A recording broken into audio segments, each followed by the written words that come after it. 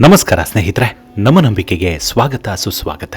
ಸ್ನೇಹಿತರೆ, ಇದು ಜಗತ್ತಿನಲ್ಲೇ ಅತ್ಯಂತ ವಿಚಿತ್ರ, ಆಶ್ಚರ್ಯಕರ ಮತ್ತು ವೈಜ್ಞಾನಿಕವಾಗಿ ಕುತೂಹಲ ಕೆರಳಿಸುವ ಘಟನೆ. ಸಾಮಾನ್ಯವಾಗಿ ಯಾವುದೇ ಜೀವಿಯ ತಲೆ ಕತ್ತರಿಸಿದ್ರೆ ಅದು ಕೆಲವೇ ಕ್ಷಣಗಳಲ್ಲಿ ಸಾಯುತ್ತೆ ಎಂಬುದು ಗೊತ್ತಿದೆ. ಆದರೆ ಒಂದು ಕೋಳಿ ತಲೆ ಕತ್ತರಿಸಿದ ನಂತರ ಕೇವಲ ಕೆಲವು ನಿಮಿಷಗಳಲ್ಲ, ಕೆಲವು ಗಂಟೆಗಳಲ್ಲ, ಕೆಲವು ದಿನಗಳೂ ಅಲ್ಲ, ಬರೋಬ್ಬರಿ 18 ತಿಂಗಳುಗಳ ಕಾಲ ಬದುಕಿತ್ತು ಎಂದರೆ ನೀವು ನಂಬ್ತೀರಾ? ಹೌದು, ಇದು ಕೇವಲ ಕಥೆಯಲ್ಲ, ನಿಜವಾಗಿಯೂ ನಡೆದ ಘಟನೆ. ಆ ಕೋಳಿಯ ಹೆಸರು ಮೈಕ್ ದಿ ಹೆಡ್ಲೆಸ್ ಚಿಕನ್ ಅಂತ. ಈ ವಿಚಿತ್ರ ಘಟನೆ ವಿಜ್ಞಾನಿಗಳನ್ನ ಬೆರಗುಗೊಳಿಸಿತ್ತು. ಇಂದಿಗೂ ಈ ಕೋಳಿಯ ಕಥೆ ವಿಶ್ವದಾದ್ಯಂತ ಸಾಕಷ್ಟು ಚರ್ಚೆಗೂ ಗ್ರಾಸವಾಗ್ತಿದೆ. ಹಾಗಿದ್ರೆ ಈ ಮೈಕ್ ಅಂದ್ರೆ ಯಾರು? ಅದು ಹೇಗೆ ಬದುಕಿತ್ತು? ಜನರು ಯಾಕಾಗಿ ಅದನ್ನ ನೋಡಲು ಹಣ ಕೊಟ್ಟರು? ಕೊನೆಗೆ ಅದರ ಜೀವನ ಹೇಗೆ ಅಂತ್ಯವಾಯಿತು ಅನ್ನೋದರ ಕುತೂಹಲ ಹಾಗೂ ಅಚ್ಚರಿಯ ಘಟನೆಯನ್ನ ಈ ಸಂಚಿಕೆಯಲ್ಲಿ ಹೇಳ್ತಾ ಹೋಗ್ತೇನೆ. ಅದಕ್ಕೂ ಮುನ್ನ ನಮ್ಮ ನಂಬಿಕೆಗೆ ನಿಮ್ಮ ಬೆಂಬಲವಿರಲಿ. ಎಲ್ಲ ವಿಧದ ತ್ವಚೆಯ ಸಮಸ್ಯೆಗಳಿಗೆ ಧೀಮಹಿ ಪ್ರಾಡಕ್ಟ್ ರಾಮಬಾಣದಂತೆ ಕೆಲಸ ಮಾಡುತ್ತೆ. ಕೇವಲ 3 ದಿನದಲ್ಲೇ ವ್ಯತ್ಯಾಸ ನೋಡ್ತೀರಾ. ಯಾವುದೇ ಅಡ್ಡ ಪರಿಣಾಮಗಳಿಲ್ಲ. ಕೆಮಿಕಲ್ ರಹಿತವಾದ 16 ನೈಸರ್ಗಿಕ ಪದಾರ್ಥಗಳ ಮಿಶ್ರಣದಿಂದ ತಯಾರಾದ 100% ಆರ್ಗ್ಯಾನಿಕ್ ಧೀಮಹಿ ಪ್ರಾಡಕ್ಟ್. ಹೆಚ್ಚಿನ ಮಾಹಿತಿಗಾಗಿ ಕೆಳಕಂಡ ದೂರವಾಣಿಗೆ ಸಂಪರ್ಕಿಸಿ. ಸ್ನೇಹಿತರೆ, ಅದು 1945ರ ಸೆಪ್ಟೆಂಬರ್ 10 ಅಮೆರಿಕಾದ ಕೊಲರಾಡೋ ರಾಜ್ಯದ ಫ್ರೂಟಾ ಎಂಬ ಸಣ್ಣ ಪಟ್ಟಣದಲ್ಲಿ ರೈತನಾಗಿದ್ದಂತಹ ಲಾಯ್ಡ್ ಓಲ್ಸನ್ ಎಂಬ ವ್ಯಕ್ತಿ ತನ್ನ ಕುಟುಂಬಕ್ಕೆ ಸ್ಪೆಷಲ್ ಅಡುಗೆಯನ್ನ ಸಿದ್ಧಪಡಿಸಿಕೊಳ್ಳಲು ಕೋಳಿಗಳನ್ನ ಸೆಲೆಕ್ಟ್ ಮಾಡ್ತಿದ್ದ. ಗ್ರಾಮೀಣ ಪ್ರದೇಶಗಳಲ್ಲಿ ಮನೆಯಲ್ಲಿ ಕೋಳಿಗಳನ್ನ ಸಾಕೋದು, ಅವುಗಳನ್ನ ಆಹಾರಕ್ಕಾಗಿ ಬಳಸೋದು ಸಾಮಾನ್ಯವೇ. ಹೀಗಾಗಿ ಲಾಯ್ಡ್ ತನ್ನ ಹೆಂಡತಿ ಕ್ಲಾರಾಳೊಂದಿಗೆ ಹೊಲದಲ್ಲಿ ಕೆಲಸ ಮಾಡ್ತಿದ್ದ. ಆ ದಿನ ಸುಮಾರು 40ರಿಂದ 50 ಕೋಳಿಗಳಲ್ಲಿ ಒಂದನ್ನು ಆಯ್ದುಕೊಂಡು ಅದರ ತಲೆಯನ್ನು ಕತ್ತರಿಸಿದ. ಸಾಮಾನ್ಯವಾಗಿ ಕೋಳಿಯ ತಲೆ ಕತ್ತರಿಸಿದ ನಂತರ ಅದು ಕೆಲವು ಕ್ಷಣಗಳಲ್ಲೇ ಒದ್ದಾಡಿ ಸಾಯತ್ತೆ.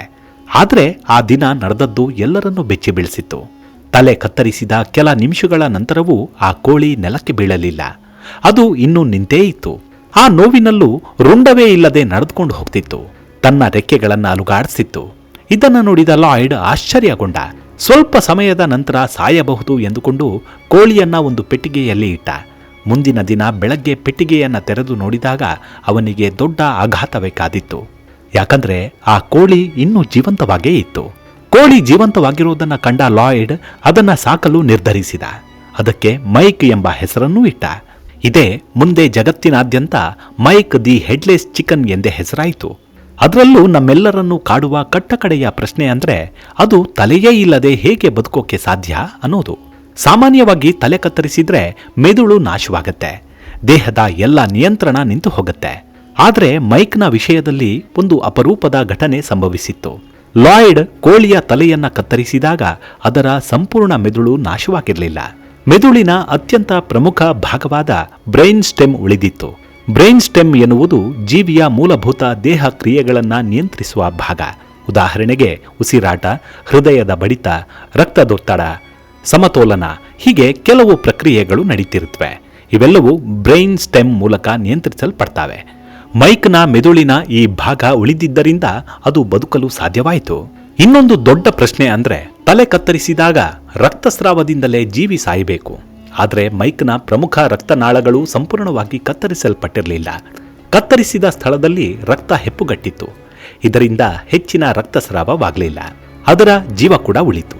ಕೊನೆಗೂ ಬದುಕಿದ ಕೋಳಿಗೆ ಆಹಾರ ನೀಡೋದಾದ್ರೂ ಹೇಗೆ ಅಂತ ಯೋಚಿಸಬಹುದು. ತಲೆಯೇ ಇಲ್ಲದ ಕಾರಣ ಅದು ಸ್ವತಃ ಆಹಾರವನ್ನ ತಿನ್ನಲು ಸಾಧ್ಯವಿರಲಿಲ್ಲ. ಲಾಯ್ಡ್ ಮತ್ತವನ ಹೆಂಡತಿ ಪ್ರತಿದಿನ ವಿಶೇಷ ರೀತಿಯಲ್ಲಿ ಅದನ್ನ ನೋಡಿಕೊಳ್ಳತೊಡಗಿದ್ರು. ಒಂದು ಚಿಕ್ಕ ಡ್ರಾಪರ್ ಅಥವಾ ಸಿರಂಜನ್ನ ಬಳಸಿ ಹಾಲು, ನೀರು, ಧಾನ್ಯಗಳ ಮಿಶ್ರಣ ಇವುಗಳನ್ನ ಅದರ ಗಂಟಲೊಳಗೆ ಹಾಕ್ತಿದ್ರು. ಇದರಿಂದ ಮೈಕ್ ಬದುಕ್ತಿತ್ತು. ಕೆಲವೊಮ್ಮೆ ಅದರ ಗಂಟಲಲ್ಲಿ ಕಫ ಅಥವಾ ಲೋಳೆ ಪದಾರ್ಥಗಳು ಶೇಖರಣೆಯಾಗ್ತಿತ್ತು. ಇದನ್ನ ಕೂಡ ಅವರೇ ಸ್ವಚ್ಛಗೊಳಿಸ್ತಿದ್ರು. ಇಂತಹ ವಿಚಿತ್ರ ಘಟನೆಗಳು ಹೆಚ್ಚು ಕಾಲ ರಹಸ್ಯವಾಗಿ ಉಳಿಯುವುದಿಲ್ಲ. ಸ್ವಲ್ಪ ದಿನಗಳಲ್ಲೇ ಈ ಸುದ್ದಿ ಸುತ್ತಮುತ್ತಲಿನ ಜನರಿಗೆ ತಿಳಿಯಿತು. ಜನರು ಕೋಳಿಯನ್ನ ನೋಡಲು ಮನೆಗೆ ಬರಲಾರಂಭಿಸಿದ್ರು. ಮೊದಲಿಗೆ ಯಾರೂ ನಂಬಲಿಲ್ಲ. ಆದರೆ ತಲೆ ಇಲ್ಲದಿದ್ರೂ ಜೀವಂತವಾಗಿದ್ದ ಮೈಕನ್ನು ನೋಡಿದ ನಂತರ ಎಲ್ಲರೂ ಆಶ್ಚರ್ಯಗೊಂಡ್ರು. ಸ್ಥಳೀಯ ಪತ್ರಿಕೆಗಳು ಈ ವಿಷಯವನ್ನ ಪ್ರಕಟಿಸಿದ್ವು. ಅಲ್ಲಿಂದ ಕತೆ ದೇಶದಾದ್ಯಂತ ಹರಡಿತು. ಈ ಘಟನೆ ನಿಜವಾ ಅನ್ನೋದನ್ನ ಪರಿಶೀಲಿಸಲು ಹಲವಾರು ವಿಜ್ಞಾನಿಗಳು ಮತ್ತು ವೈದ್ಯರ ತಂಡ ಮುಂದೆ ಬಂತು.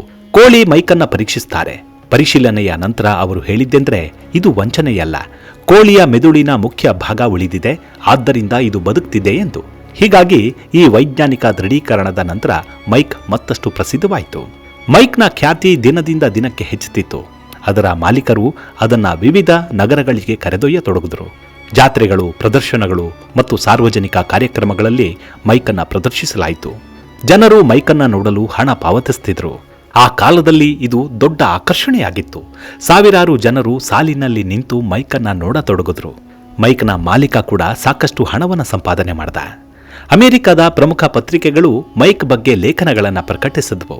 ಆ ಕಾಲದ ಪ್ರಸಿದ್ಧ ಮ್ಯಾಗಝಿನ್ಗಳು ಕೂಡ ಮೈಕ್ನ ಕಥೆಯನ್ನ ವರ್ಣರಂಜಿತವಾಗಿ ಬರೆದುವು. ಕೆಲವರು ಇದನ್ನ ಪ್ರಕೃತಿಯ ವಿಸ್ಮಯ ಅಂದ್ರು, ಇನ್ನು ಕೆಲವರು ದೇವರ ಕೃಪೆ ಎಂದು ಭಾವಿಸಿದರು. ಆದರೆ ವಿಜ್ಞಾನಿಗಳು ಮಾತ್ರ ಇದು ಅಪರೂಪದ ಜೈವಿಕ ಘಟನೆ ಅಂತ ವಿವರಿಸಿದ್ರು. ಮೈಕ್ನ ಜನಪ್ರಿಯತೆಯಿಂದ ಲಾಯ್ಡ್ ಓಲ್ಸನ್ ಉತ್ತಮ ಹಣ ಸಂಪಾದಿಸಿದ್ದ. ಒಂದು ಸಾಮಾನ್ಯ ಕೋಳಿ ದೇಶದ ಪ್ರಸಿದ್ಧ ತಾರೆಯಾಗಿ ಮಾರ್ಪಟ್ಟಿತ್ತು. ಜನರು ಸಾಮಾನ್ಯವಾಗಿ ತಲೆ ಇಲ್ಲದ ಕೋಳಿ ಕೇವಲ ನಿಂತಿರುತ್ತದೆಯಾ ಅಂತ ಕೇಳ್ತಾರೆ. ಆದರೆ ಮೈಕ್ ನಡೀತಿತ್ತು, ಓಡ್ತಿತ್ತು, ಸಮತೋಲನ ಕಾಯ್ದುಕೊಳ್ತಿತ್ತು, ನಿದ್ರೆ ಮಾಡ್ತಿತ್ತು, ಕೆಲವೊಮ್ಮೆ ರೆಕ್ಕೆ ಬೀಸ್ತಿತ್ತು. ಆದರೆ ಅದು ಸಾಮಾನ್ಯ ಕೋಳಿಯಂತೆ ಆಹಾರ ಹುಡುಕಲು ಅಥವಾ ಶಬ್ದ ಮಾಡಲು ಸಾಧ್ಯವಾಗ್ತಿರಲಿಲ್ಲ. ಮೈಕ್ನ ಕಥೆ ವಿಜ್ಞಾನಿಗಳಿಗೆ ಒಂದು ಮಹತ್ವದ ಪಾಠವನ್ನು ಕಲಿಸ್ತು. ನಮ್ಮ ದೇಹದಲ್ಲಿ ಎಲ್ಲ ಕಾರ್ಯಗಳಿಗೂ ಸಂಪೂರ್ಣ ಮೆದುಳು ಅಗತ್ಯವಿಲ್ಲ. ಕೆಲವು ಮೂಲಭೂತ ಜೀವಕ್ರಿಯೆಗಳನ್ನು ಬ್ರೈನ್ ಸ್ಟೆಮ್ ನಿಯಂತ್ರಿಸುತ್ತೆ. ಈ ಕಾರಣದಿಂದಲೇ ಕೆಲವು ಸಂದರ್ಭಗಳಲ್ಲಿ ಜೀವಿಗಳು ಗಂಭೀರ ಗಾಯಗಳ ನಂತರವೂ ಸ್ವಲ್ಪ ಕಾಲ ಬದುಕ್ತಾವೆ. ಮೈಕ್ ಈ ಸತ್ಯಕ್ಕೆ ಅತ್ಯಂತ ಅಪರೂಪದ ಉದಾಹರಣೆಯಾಗಿತ್ತು. ಮೈಕ್ ಕೇವಲ ಕೆಲವು ವಾರಗಳಲ್ಲ, ಅದು ಸರಿಸುಮಾರು 18 ತಿಂಗಳುಗಳ ಕಾಲ ಬದುಕಿತ್ತು. ಇದು ಪ್ರಾಣಿಶಾಸ್ತ್ರದ ಇತಿಹಾಸದಲ್ಲೇ ಅತ್ಯಂತ ಅಪರೂಪದ ದಾಖಲೆಗಳಲ್ಲಿ ಒಂದಾಗಿತ್ತು. ಈ ಅವಧಿಯಲ್ಲಿ ಮೈಕ್ ಸಾವಿರಾರು ಜನರ ಗಮನ ಸೆಳೆದಿತ್ತು. 1947ರಲ್ಲಿ ಮೈಕ್ ತನ್ನ ಮಾಲೀಕರೊಂದಿಗೆ ಪ್ರವಾಸದಲ್ಲಿತ್ತು. ಒಂದು ರಾತ್ರಿ ಅದರ ಗಂಟಲಲ್ಲಿ ಲೋಳೆ ಕಟ್ಟಿಕೊಂಡಿತ್ತು. ಸಾಮಾನ್ಯವಾಗಿ ಅದನ್ನು ಸ್ವಚ್ಛಗೊಳಿಸಲು ಲಾಯ್ಡ್ ವಿಶೇಷವಾದ ಸಾಧನವನ್ನು ಬಳಸ್ತಿದ್ರು. ಆದರೆ ಆ ರಾತ್ರಿ ಆ ಸಾಧನ ಅವರ ಬಳಿ ಇರಲಿಲ್ಲ. ಪರಿಣಾಮವಾಗಿ ಮೈಕಿಗೆ ಉಸಿರಾಟದ ತೊಂದರೆ ಉಂಟಾಗಿ ಸ್ವಲ್ಪ ಸಮಯದಲ್ಲೇ ಅದು ಸಾವನ್ನಪ್ಪಿತ್ತು. ಹೀಗೆ ವಿಶ್ವದ ಅತ್ಯಂತ ವಿಚಿತ್ರ ಕೋಳಿಯ ಜೀವನ ಅಂತ್ಯವಾಯಿತು. ಆದರೆ ಸಾವಿನ ನಂತರವೂ ಮೈಕ್ ಜೀವಂತವಾಗಿಯೇ ಉಳಿತು. ಮೈಕ್ ಸತ್ತರೂ ಅದರ ಕಥೆ ಸಾಯಲಿಲ್ಲ. ಇಂದಿಗೂ ಅಮೆರಿಕಾದ ಫ್ರೂಟಾ ಪಟ್ಟಣದಲ್ಲಿ Mike the headless chicken festival ಎಂಬ ಉತ್ಸವವನ್ನು ಆಚರಿಸಲಾಗುತ್ತೆ. ಈ ಉತ್ಸವದಲ್ಲಿ ಸ್ಪರ್ಧೆಗಳು, ಮೆರವಣಿಗೆಗಳು, ಸ್ಮರಣಾ ಕಾರ್ಯಕ್ರಮಗಳು ನಡೀತಾವೆ. ಪ್ರತಿ ವರ್ಷ ಸಾವಿರಾರು ಜನರು ಭಾಗವಹಿಸ್ತಾರೆ. ಮೈಕ್ನ ಕಥೆ ಕೇವಲ ವಿಚಿತ್ರ ಘಟನೆಯಲ್ಲ, ಇದು ಪ್ರಕೃತಿಯ ಅಚ್ಚರಿಗೆ ಉದಾಹರಣೆ ಇದ್ದಂತೆ. ಒಂದು ಸಣ್ಣ ಜೀವಿಯು ಹೇಗೆ ಅಸಾಧ್ಯವೆನಿಸುವ ಪರಿಸ್ಥಿತಿಯಲ್ಲೂ ಬದುಕಿತು ಎಂಬುದನ್ನು ತೋರಿಸುತ್ತೆ. ಇದು ವಿಜ್ಞಾನ, ಅದೃಷ್ಟ ಮತ್ತು ಅಪರೂಪದ ಜೈವಿಕ ಘಟನೆಗಳ ಸಂಯೋಜನೆ.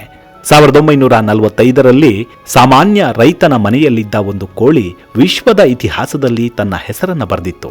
ತಲೆ ಕತ್ತರಿಸಿದ ನಂತರವೂ 18 ತಿಂಗಳುಗಳ ಕಾಲ ಬದುಕಿದ ಮೈಕ್ ದಿ ಹೆಡ್ಲೆಸ್ ಚಿಕನ್ ಇಂದಿಗೂ ವಿಜ್ಞಾನಿಗಳಿಗೂ, ಇತಿಹಾಸಕಾರರಿಗೂ ಮತ್ತು ಸಾಮಾನ್ಯ ಜನರಿಗೂ ಕುತೂಹಲದ ಸಂಗತಿಯಾಗಿ ಉಳಿದುಬಿಟ್ಟಿದೆ.